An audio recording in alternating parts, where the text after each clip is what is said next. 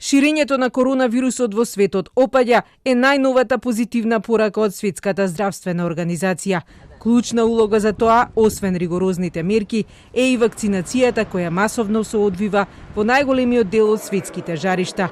Па така, бројот на оние кои ја примиле првата доза е поголем од бројот на заболени со вирусот. Globally, the number of vaccinations has now overtaken the number of reported infections.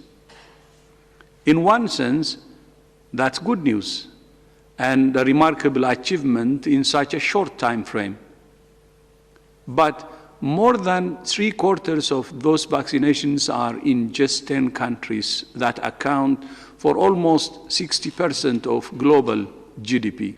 Но не е време за опуштање, се додека не се сузбие на секаде вирусот, воспротивно би се вратиле на самиот старт. The longer it takes to vaccinate those most at risk everywhere, the more opportunity we give the virus to mutate and evade vaccines.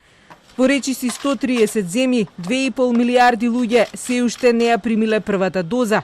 Затоа Светската здравствена организација апелира вакцинацијата да се забрза. Ги повикаа богатите држави кои имаат и резервни вакцини да ги донираат на државите со високоризична популација. Оставањето на голем број невакцинирани луѓе може да ја влоши пандемијата. Имунизацијата забрзано се одвива во САД, каде бројот на жртви е поголем од загинатите американци во Втората светска војна. Дневно се вакцинираат по 10.000 луѓе во просек, на голема радост на здравствените работници. Those of us that have been working on this the last year are very emotional.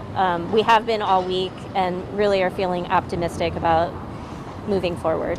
Ако вакцинацијата се движи со ова темпо, контролата врз пандемијата може да ја имаме уште налето, вели творецот на првата вакцина против коронавирусот Уйгур Сахин, кој е и собственик на германската фирма BioNTech.